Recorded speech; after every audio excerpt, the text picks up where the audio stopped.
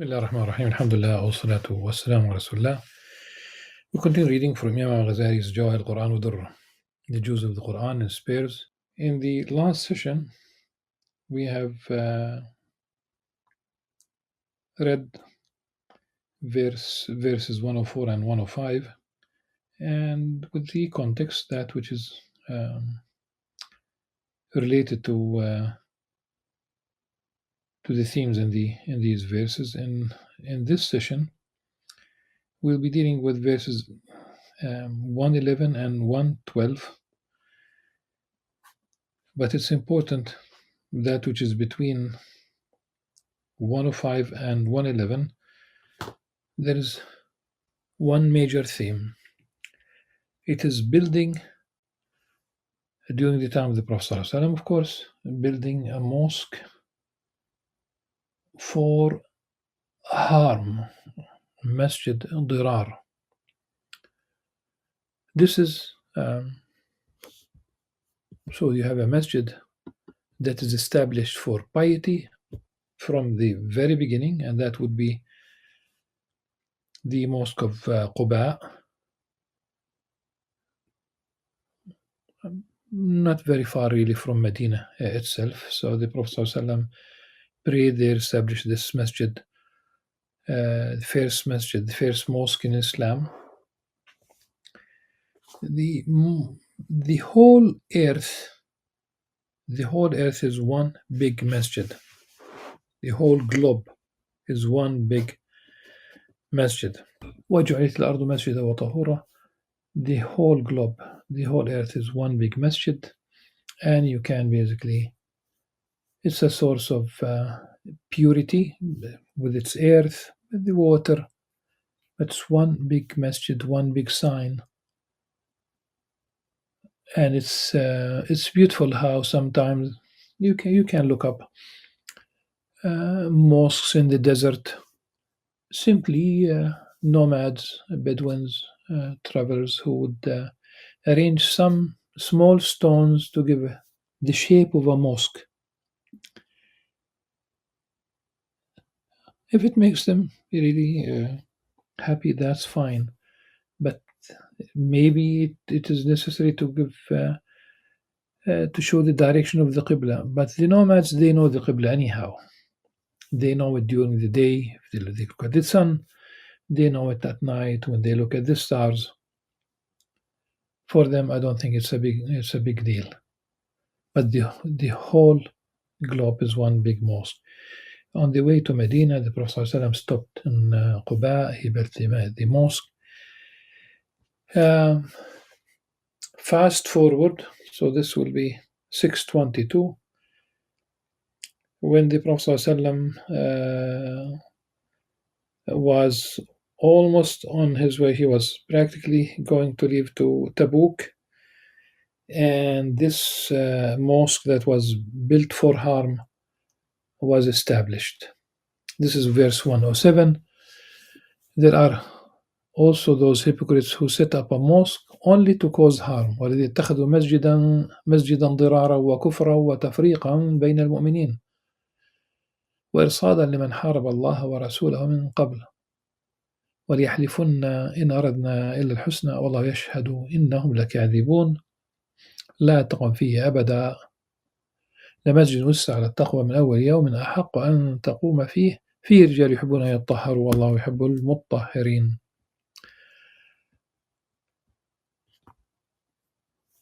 There are also those hypocrites, of course, who set up a mosque only to cause harm, promote disbelief, divide the believers, and as a base, pay attention to this, وَإِرْصَادًا, as a base for those who had previously fought against Allah and His Messenger.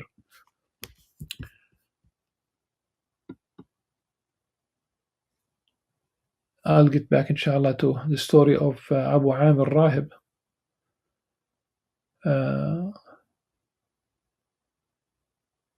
They will definitely swear we intended nothing but good, but Allah bears witness that they are surely liars. Do not, asking the Prophet ﷺ, do not ever pray in it. Certainly a mosque founded on righteousness from the first day is more worthy of your prayers. It, in it are men who love to be purified, and Allah loves those who purify themselves. What's the story of Abu Amir Rahib? He was from amongst the people of Medina. He was from the Khazraj, and he was. Some reports say that he was a monk, so he studied the uh, the books of the people of the book, and he fought against Muslims. So he went from, to my knowledge, from Medina to Mecca, joined the forces of the polytheists. He fought at the Battle of Badr. He ordered a group of 12 hypocrites to build a mosque. He went also to ultimately to Hercules in Jerusalem, and he sent to a group of 12 hypocrites to build a mosque near the mosque of Quba, the first mosque built by Muslims, and also where the Prophet ﷺ and his companions would pray. The new mosque, commonly referred to as Masjid al-Dirar, Mosque of Harm, it was intended to attract other hypocrites and reduce the number of Muslims who prayed at Quba. The hypocrites who they built the mosque to be like it's not a military base per se, but it's a point of where Abu Amir al-Rahib told them to gather. So when he comes with the Roman forces to expel the Prophet ﷺ from it, that's basically what he thought would happen. At any rate, at least two different stories about those hypocrites asking the Prophet ﷺ to pray at this mosque of harm, Masjid al-Dirar. And the Prophet ﷺ, in both stories, he said he would do this on his way back, God willing. And on his way back, it was revealed to him the nature of this mosque and what's behind it. And of course, he did not pray there. And not only this, in the second story, he asked when he arrived about an hour away from Medina at a place named the Iwan, he called two companions, Malik ibn Dakhsham, from the tribe of Bani Salim bin Auf, and the another companion, him or his brother, so Ma'an bin Adi or his brother Amir bin Adi, from the tribe of Bajlan, and he asked them both to go to this mosque al-Dirar, the mosque of harm, to burn it down, to destroy it, and they did, with some details. But at any rate, this was the story of Masjid Dirar, and one might think about institutions that are built to undermine Islam one way or the other. If it's not Abu Amir, it's his spiritual descendants, if you will. There are those who do this, hypocrites, disbelievers, those who would like to spread a different version of Islam that is not compatible with Islam. They are supported. I know very well that how some individuals who promote, subhanallah, they promote the opposite, the antithesis of Islam in low. They don't understand that by calling for a liberal Islam, literally devoid of many of the Islamic rulings. This is not where you can have another interpretation. This is the opposite directly, nullifying in inheritance, nullifying the family institution, nullifying literally. So whether it's in politics, economics, social order, there are those institutions that are intended to undermine Islam per se. Again, this is not having a monopoly on interpretation, but these are directly, just to give you an example, which I'm sure that you already know, uh, promoting the new form of family that has been accepted practically in all Western countries. That a family officially, legally, could be any two persons, the classical male female, uh, the male male, and female female. So much so that in the United States, for example, there was a lady who refused to register the marriage, a municipality, a clerk. She refused to register the marriage of two men who married each other, and she was jailed. And there are those who would like to promote such institutions in the Muslim world.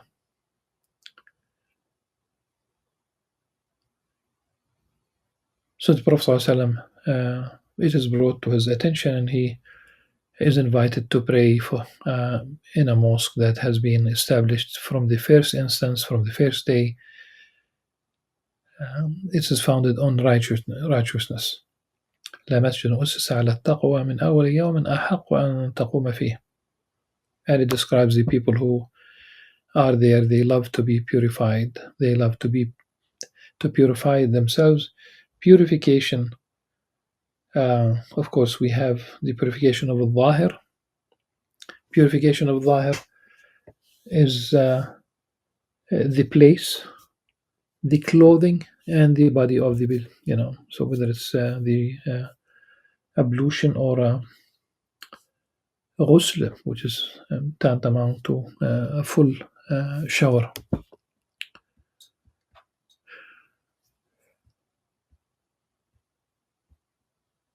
And we move to verses 111 and 112. إن الله اشترى من المؤمنين أنفسهم وأموالهم بأن لهم الجنة يقاتلون في سبيل الله فيقتلون ويقتلون وعدا عليه حقا في التوراة والإنجيل والقرآن ومن أوفى بعهده من الله فاستبشروا بيعكم الذي بايعتم به وذلك هو الفوز العظيم. Allah has indeed purchased from the believers their lives and wealth in exchange for paradise. Think about it. It's Allah subhanahu wa ta'ala who granted you every single thing. It's your existence and all that that you have. But nevertheless, Allah subhanahu wa ta'ala will reward you even when He'll reward you for paying zakah 2.5% on cash money that you have in excess. There's a certain formula. 2.5%. It's Allah subhanahu wa ta'ala who granted you. You still need to exert your effort. Remember where, this is the notion of kasb. We spoke in the previous session about the theory of causality. And for the Ash'arites and pretty much the Maturidis, the occasionalism is their theology is based on occasionalism. Allah subhanahu wa ta'ala is sovereign in this universe and everything follows His will. But if the relationship between cause and effect is absolute, mechanical, then there is no room for the miracles such as the miracle associated with the fire not burning Sayyidina Ibrahim alayhi salam. When he was tossed to the fire, it did not burn him because Allah subhanahu wa ta'ala decreed so. So Imam Ghazali, for example, when he spoke about this, it's precisely because of this of these issues. At any rate, This is the on the other hand, you'll find people like Wallahu Alam, Ibn Sina, Ibn Rushd, they advocate participatory causality. So here we talk about Allah subhanahu wa ta'ala purchasing from the believers their lives and wealth in exchange for paradise. They fight in the cause of Allah and kill or get killed. This is a true promise binding on him in the Torah, the Gospel, and the Qur'an. And whose promise is truer than Allah, so rejoice in the exchange you have made with him. فاستبشروا ببيعكم الذي بايعتم به.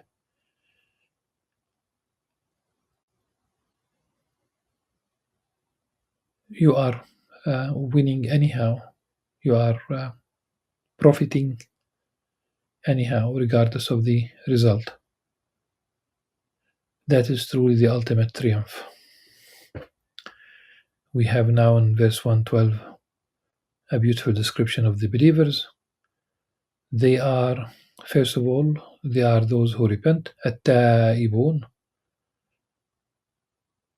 who are devout or devoted to worship, al-abidun. The worship Allah subhanahu wa ta'ala is always with something that He permitted, that He commanded. But practically all your life, if it is dedicated to the Allah subhanahu wa ta'ala, then it would fall in the category of ubudiyya, act of worship. Remember, for example, that when we eat or drink,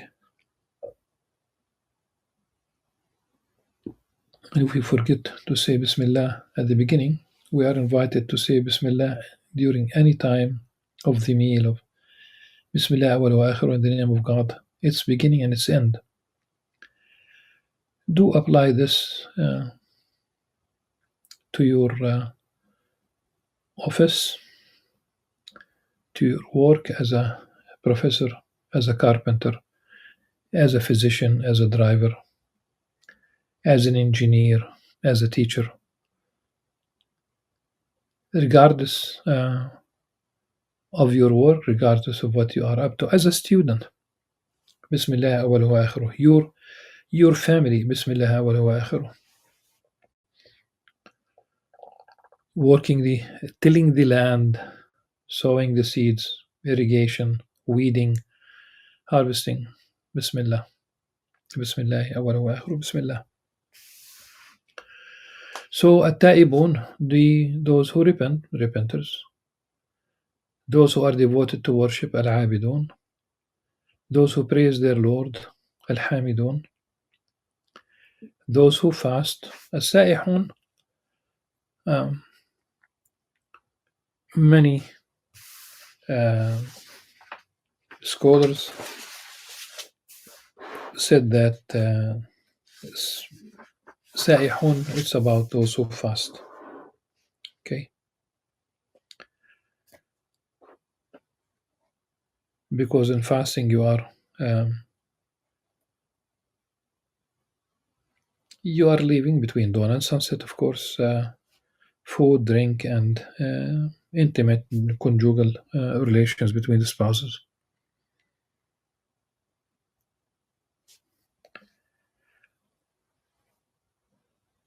الراكعون الساجدون, those who bow down and prostrate themselves. And prostration, we are the only community who maintained the act of prostration. The people of the book, they don't do it anymore. If you read in the Bible, in the Old Testament, in the Torah, in Pentateuch, Homish, you'll find many instances where the many biblical figures, and he fell on his face, prostration. Jesus Christ, peace upon him, he fell on his face. As-sajidun. The companions who wanted the he wanted to be with the Prophet ﷺ in paradise. He asked him to, he told him to prostrate many times. It means other than the 5 daily prayers, you would like to be in my company on the in paradise, then keep prostrating yourself, like be praying as much as you can. Tune your life, change your way of life.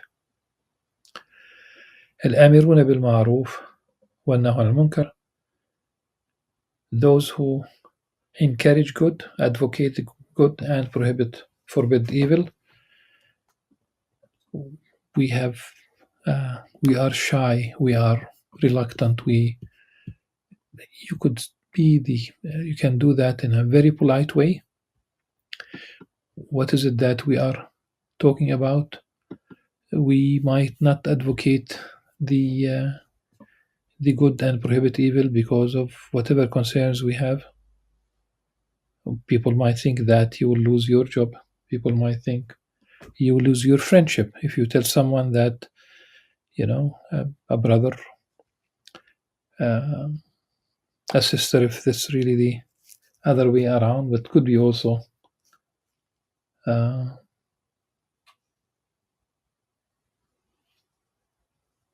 directed at anyone. Sometimes we are worried about losing the friendship, and you might change the subject if it's gossiping, backbiting. You should need to prohibit that. So politely, you might change it in a way that you can still send the message what you are doing, what we are doing, what because if you simply listen, you are part of it. But here, think about all of these attributes, and still we have one more. Yeah. And who, meaning those believers who observe the limits set by Allah. It is only uh, that we should never put limit to that which is where there is no limit. Of course, no excess, no deficiency, but we talk about we should not prohibit that which is lawful. We should not make lawful that which is prohibited. As simple as that, which might entail facing external forces. Because I have watched a video of some official from Europe who's trying to tie foreign aid to permitting to giving rights to accepting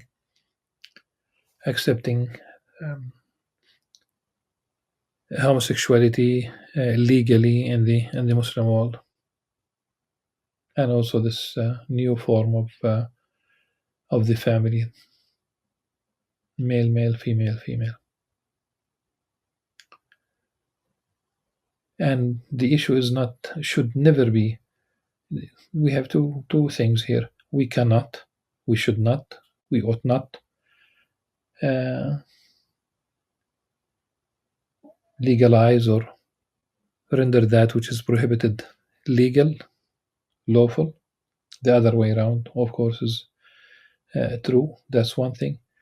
But the larger picture should be why should the Muslim world depend on foreign aid? Not because of this issue. Why? There's a need for uh, unity amongst the believers. The whole globe is in need of different leadership. God forbids we don't talk about conflicts in the sense of wars and what have you. But you can see for yourself that uh, capitalism is soulless. and there is no other. What else should we say? We have many religions that kept giving up the one position after the other until there isn't much that they can do. Everything became permissible.